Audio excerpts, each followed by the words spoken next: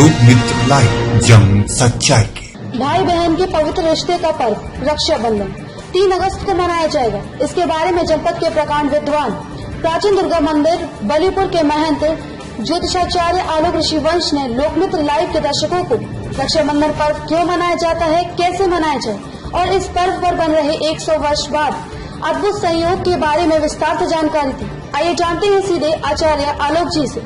देवानंद सिंह की खास रिपोर्ट।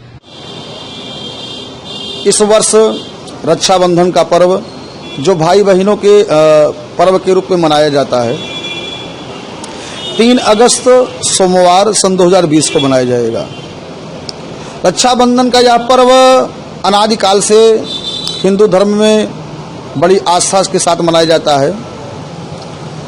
राजा बलि के यहाँ भगवान नारायण भगवान विष्णु जब वामना अवतार में उनको वरदान देकर के बंदी के रूप में जो है वहाँ पर कार्य द्वारपाल के रूप में वहाँ पर कार्य कर रहे थे, उस समय भगवान विष्णु को राजा बलि के यहाँ से मुक्त कराने हेतु माँ लक्ष्मी जी अवतार लेकर के आती हैं, स्वरूप बना करके आती हैं और राजा बलि के हाथ में एक धागा बांधती हैं, रक्षा बांधती हैं।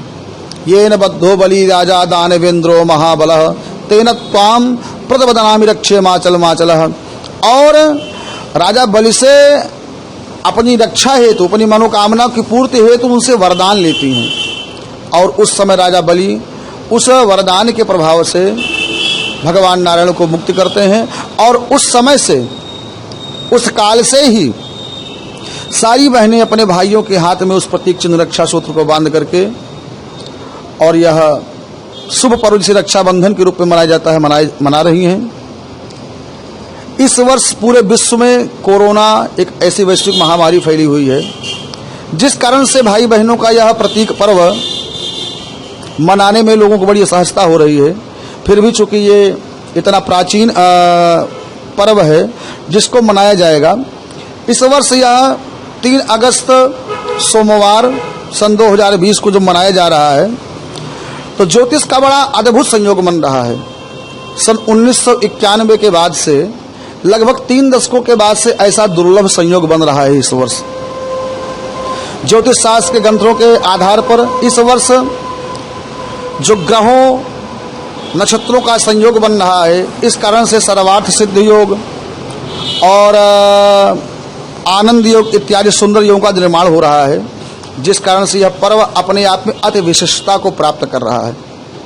रक्षाबंधन के पर्व के दिन बहनें अपने भाइयों के आयु के लिए, उनकी आरोग्यता हेतु भगवान से प्रार्थना करती हैं और इसके बदले में भाई भी अपनी बहनों की रक्षा करने के लिए उनको वरदान देते हैं अथवा ऐसी बातें कहते हैं।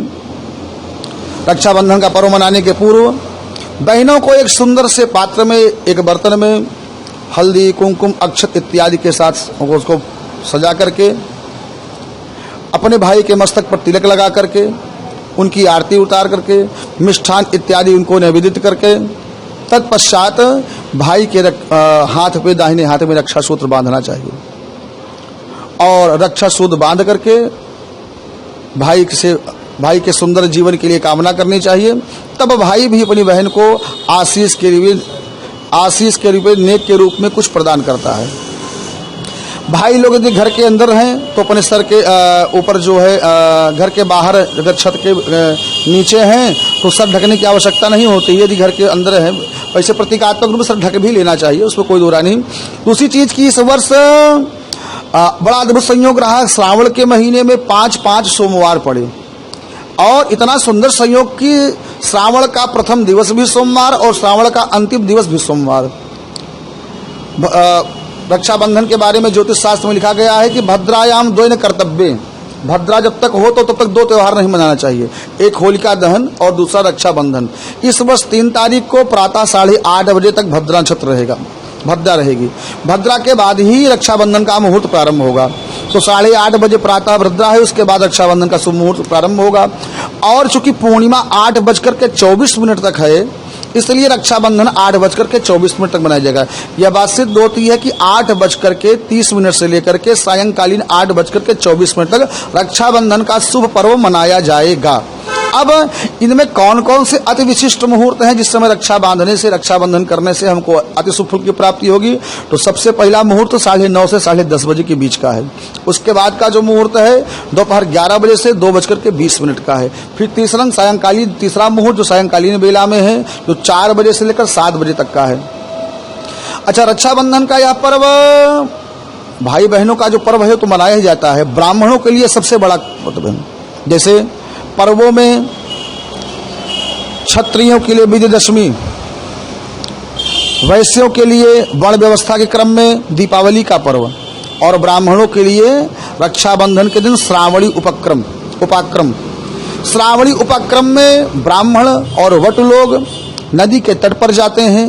वहाँ पर नदियों में गाय के मूत्र से, गाय के गोबर से, भस्म इत्यादि से हेमाद्र स्नान करते हैं और शरीर में जो पाप ताप हैं सबको दूर करते हैं।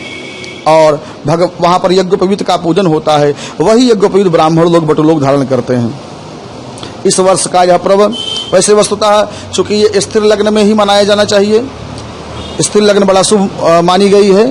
और इस प्रकार से सारे भाई बहन बड़े हर्षोल्लास के साथ, और जो इस समय हमारे देश के प्रधानमंत्री श्री नरेंद्र दामोदर मोदी जी जो सबसे निवेदन कर रहे हैं कि सभी लोग जो है सोशल डिस्टेंस का पालन करते रहें और मास्क लगा कर रखे रहें, तो हमने भी गलती की हुई है, इसलिए हम आपके सामने इसको मास्क लगाए। बोलते समय असहजता होती है। और दूसरी चीज़, आप सभी लोगों से हमारा निवेदन है सब कोई मास्क लगाएं, और मास्क के साथ साथ जो है मास्क लगा लें और सोशल डिस्टेंसिंग का पालन करें और इस वैश्विक महामारी से लड़ने का प्रयास करें। सारे भाई बहनों को मैंने खूब ढेर सारा शुभाशीष, खूब ढेर सारी बधाइयाँ, और समस्त हिंदू जनमानस को भी पूर्व बधाइयाँ कि इस वर्ष 5 तारीख को हमारे मोदी जी अयोध्या में आकर राम मंदिर का शिलान्यास कर रहे हैं, जो हम समस्त हिंदुओं के लिए बड़े गर्व की बात है। हम श्री प्रधानमंत्री जी को बहुत बहुत बधाई देते हैं। उत्तर प्रदेश के यशस्वी मुख्यमंत्री श्री योगी आदित्यनाथ जी को बहुत बधाई देते हैं।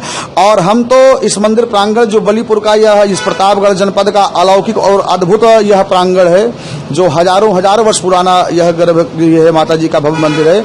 यहाँ पर इस वर्ष हम सभी लोग दीपावली का पर्व मनाएंगे 5 तारीख को, और जिस समय राम जन्मभूमि निर्माण होगी हम लोग भी यहाँ पर उस शिला के एक प्रतीक रूप का पूजन करेंगे और दिव्य राम जो वहाँ जन्मभूमि का जो शिला पूजन न्यू पूजन होगा उसका महोत्सव दिव्य बनाएंगे। यही आपसे है और उसकी आपको ढेर सारी शुभकामनाएं, ढेर सारी बधाइयाँ। देश दुनिया की तमाम छोटी बड़ी खबरों को पाने के लिए लोकमित्र लाइव चैनल को सब्सक्राइब करें ताकि लेटेस्ट अपडेट आप तक पहुँचती रहे। धन्यवाद।